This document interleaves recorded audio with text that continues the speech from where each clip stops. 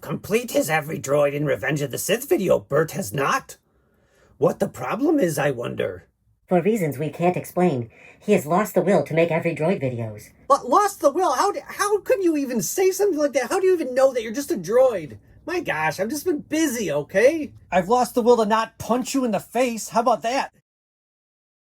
No skill customs. Here it is. The long-awaited Every Droid in Revenge of the Sith video. Just like Attack of the Clones, the first droid we see is R2-D2. He's co-piloting Anakin's Jedi Starfighter. The Revenge of the Sith Anakin Jedi Starfighter comes with a partial R2-D2, which is really the only R2-D2 that fits in this astromech compartment. They made an R2-D2 in the Revenge of the Sith line that has the zapper that he uses to defend himself from the buzz droids and later on defend himself from the super battle droids, but it won't fit in the astromech spot on the Starfighter, and the attachment doesn't really look like what's seen in the movie either. If you want R2-D2 on his own, I always suggest the Force Link 2-figure or the clean variant re-release of the Vintage Collection VC-149 figure from 2024. They've never made an R2-D2 that can hold a communicator, but if you want one that has a computer terminal attachment, you can use the one from the Vintage Original Trilogy Collection because he has a whole assortment of attachments, including the computer interface ARM component. When R2 takes on the Super Battle Droids, you might want the 30th Anniversary Collection version that comes with flames and a painted-on glow effect to interact with your Super Battle Droids. And the last special R2-D2 you might want is for when he uses all his bells and whistles to help Obi-Wan and Anakin escape from the clutches of General Grievous. The closest figure you can find is the R2-D2 from the Legacy Collection Shield Generator Assault Battle Pack, who represents R2 with all his features popping out, only a bit less deliberately.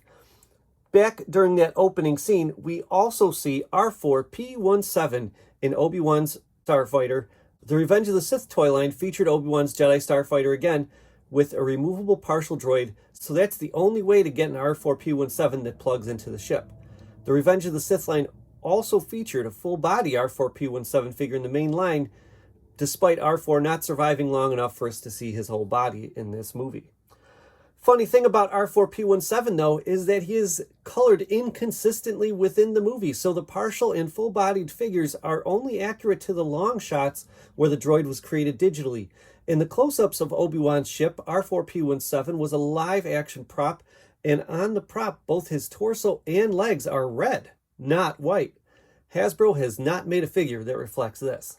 As the opening shot continues, we get a glimpse of a couple Tri-Fighters. The Tri-Fighter was available in the Revenge of the Sith vehicle assortment due to its size, but it is technically a droid. Purchasing this vehicle gets you another type of droid that shows up a little later in the scene, and that is a buzz droid.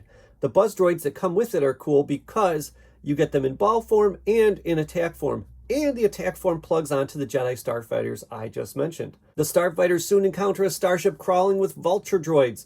A vulture droid in the blue-gray deco seen here was found in the deluxe wave of Revenge of the Sith figures.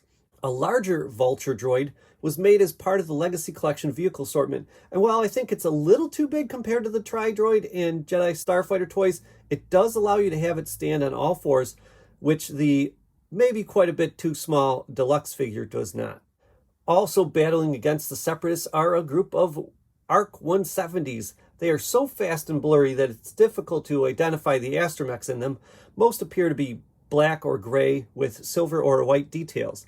I believe most are R2 units, but maybe this one right here is an R5 unit. We do get to see Oddball's ARC 170 up close, so we get a good look at his green-domed astromech named R4-P44. This droid was available in the Legacy Collection as a Build-A-Droid, where you had to buy 4 figures to get the parts to build him. Next, we see a security battle droid flying out of the control ship.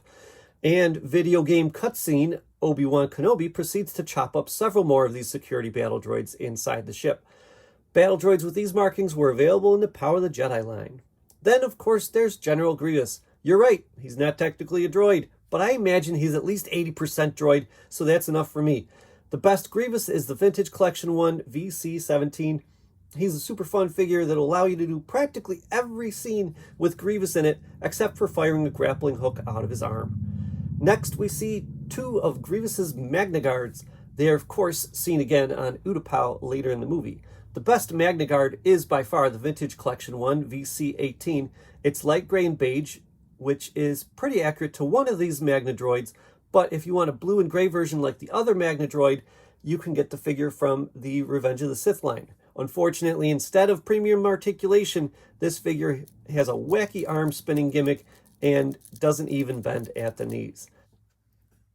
Two things you should know if you're seeking out the blue Magna Guard. Number one, in the Revenge of the Sith line, they actually made a gray beige one and the blue one. And number two, it is not titled Magna Guard. It's actually called, officially on the card back, Grievous's Bodyguard. Plus, there's the recent VC-188 Magna Guard from the Vintage Collection Jedi Survivor 3-pack. Its brown cloak and red markings make it a color scheme that's not really seen in Revenge of the Sith, but it's a far more affordable way to army build super articulated Magna droids than buying the hard-to-find VC-18 Magna Guard. As they are entering the bridge of the ship, battle droids with blue markings, which designate them as pilot droids, can be seen. These droids have only ever come in mini-rig style vehicles.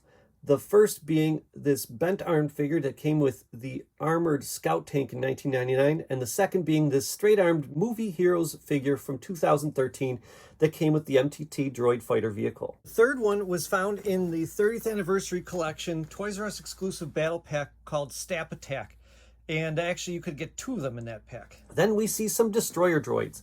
As far as they go, the 30th anniversary Discover the Force and the Legacy Collection one that came in the Geonosis 2-pack with Yoda are all pretty comparable. You mostly want to just avoid the ones with the wacky missile launcher arms. If you want one with its defensive shield, you can get the 30th anniversary figure. The problem is they went way too opaque with the blue coloring on the shield. Later on, they somewhat corrected this in the Discover the Force version, but not quite enough in my opinion. The next droids we see are the Super Battle Droids. The Vintage Collection Super Battle Droid is great, but it has Geonosis dirt all over its feet. So if you want a cleaner and more scene-specific Super Battle Droid, you can get the 30th anniversary figure who has little fire pieces that plug onto him.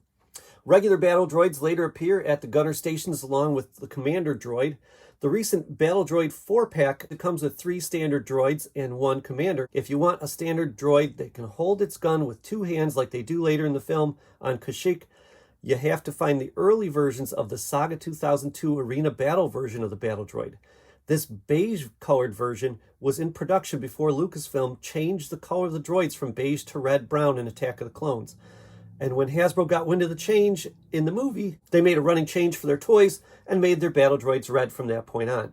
A droid like the one that catches C-3PO in Attack of the Clones, called the SRT droid, is glimpsed briefly in the gunner stations on the Separatist flagship, and another SRT droid appears in a very different circumstance carrying luggage.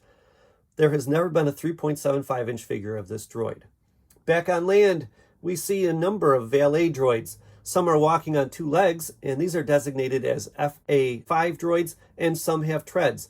The treaded one is an FA4 pilot droid, and Hasbro made a figure as part of the Legacy Collection Lost Wave of figures. In this shot, we also, of course, see C-3PO. I always say the best C-3PO is the Ewoks' throne C-3PO, but not in this case because C-3PO during Revenge of the Sith does not yet have his silver lower leg. So if you want a nice, shiny, vacuum metallized gold C-3PO with an all-gold body, the best option is, fittingly enough, the Revenge of the Sith C-3PO, who looks very similar to the Ewok throne one, but he doesn't have knee joints.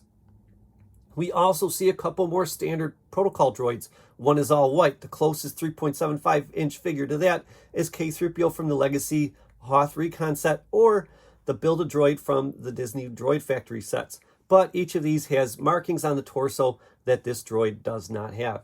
For the silver protocol droid, you can use the recent TC-14 figure by Disney, or if you're a Hasbro-only person, you can use the Build-A-Droid figure U-3PO from the Legacy Collection. There are also 3 BD-3000 luxury droids, one in blue, dark teal, and red. These also go by the name of Betty Bots. They have never been made as action figures. They, like the valet droids, are seen again in the opera scene. A P-100 salvage droid is also seen assisting with luggage. This is the same type of droid that picks up pod race wreckage in the deleted scene from Phantom Menace. A salvage droid came with pod racer Team Toast Pagalies in the Saga Collection line, it's a little more beat up than what we see here. As Yoda meets with Tarful later in the film, a CLL M2 ordnance lifter can be seen standing around in the background. Later, when Obi-Wan and Anakin say their final goodbyes as friends, another ordnance lifter can be seen lifting what I can only assume is ordnance. No action figures for this droid. Its alternate name is the CLL-M2 Binary Load Lifter. So, just so you know, that's what C-3PO is talking about in this line. Sir, my first job was programming binary load lifters, very similar to your evaporators in most respects. The attack on Kashyyyk features more battle droids, now riding on NR N99 tank droids. Due to their size, the tank droids were part of the vehicle assortment in the Clone Wars collection, but they are technically droids. Heavy Missile Platform Gunships, or HMP gunships, also known as HMP Predators, are seen flying above. They are autonomous vehicles, so I think that makes them officially droids and not just vehicles. It was also made in the vehicle assortment of the Clone Wars collection. Dwarf spider droids soon emerge from the waters, and the best dwarf spider droid is the version made as a deluxe figure in the Revenge of the Sith toy line. 4 astromech droids can be seen while Cody and Obi-Wan hang out in the hangar bay. The red droid and blue droid don't have names or figures that I could find, but the other 2 droids in this shot both appear to be the fan-voted copper color scheme of R4G9. The droid that is not in the Starfighter is a little different because it has blue detail on the legs. R4G9 was featured as a Revenge of the Sith sneak preview figure. A plug-in partial version of R4G9 was featured with the blue Revenge of the Sith version of Obi-Wan's Jedi Starfighter as well.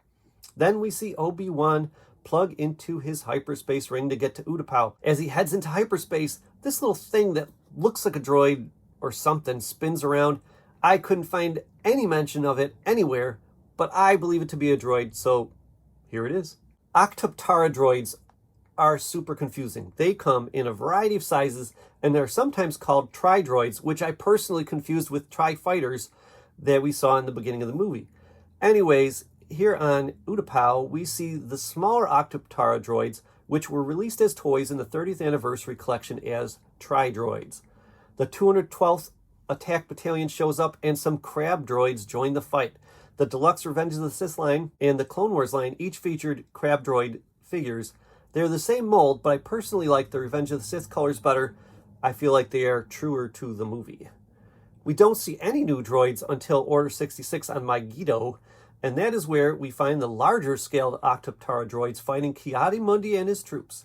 If you want this huge version, you should look for the Clone Wars series Octoptara droid in the vehicle assortment. On Felucia, Aayla Secura was about to battle some homing spider droids before her troops Order 66'd her. The homing spider droid was available in the Clone Wars line in their vehicle assortment. Plo Koon's starfighter on Cato Nemoidia has an astromech R4F5. The Hasbro Plo Koon Jedi Starfighter from Revenge of the Sith collection has a permanently attached R4F5 dome. But if you want the droid separately, you can get the Walmart exclusive 2008 Legacy Droid Factory set, which features R4F5 with Plo Koon, of course. The ARC 170 that takes down Plo Koon has an astromech too, and this one has what looks like a black dome with white or silver details. I couldn't find an astromech toy quite like that, but maybe I'm wrong. Maybe it's actually green, not black, which would make it pretty much R4P44 again from earlier.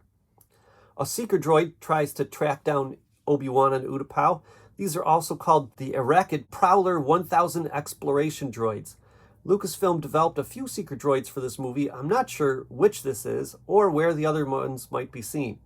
Hasbro made one in their Mission Series Darth Vader and Seeker Droid 2-pack, and Disney made one in their Star Tours Search for the Rebel Spy 3-pack. In the movie, it looks smaller than both of these, and the Disney one perhaps has more arms than the movie one does. Mustafar brings us the droid lava collectors. 3 different types of these droids are seen in the movie, and it's this disc-shaped one, officially called the Mustafar panning droid, that received an action figure in the 30th anniversary collection because later on it is such a big part of the climactic battle between Obi-Wan and Anakin. It includes the floating platform too, which may or may not be a droid in its own right. Minnie Mouse droids warn that Anakin is approaching, and these little cuties have not had action figures. it wouldn't be a prequel without a Senate scene. So, as with Phantom Menace and Attack of the Clones, a cam droid makes an appearance. And if you want one, I am once again going to point you towards the Senator Palpatine figure from the Episode 1 collection because he comes with one of them. At the end of the movie, many medical droids are busy making Darth Vader more machine now than man and making declarations about Padme's will to live.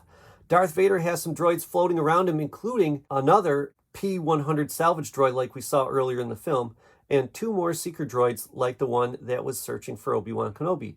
These appear to be black, so the figures I mentioned earlier are perhaps a better fit for these than they were the droid on Utapau. Also operating on Darth Vader are the Ubrikian model DD-13 Galactic Chopper Droid and the FX-6 Surgical Assistant. The DD-13 was released as Chopper Droid and in parentheses Darth Vader's medical droid in the Revenge of the Sith toy line, and FX-6 was released in the Legacy Collection as Build-A-Droid number 28. Finally assisting Vader are 2 2-1B droids.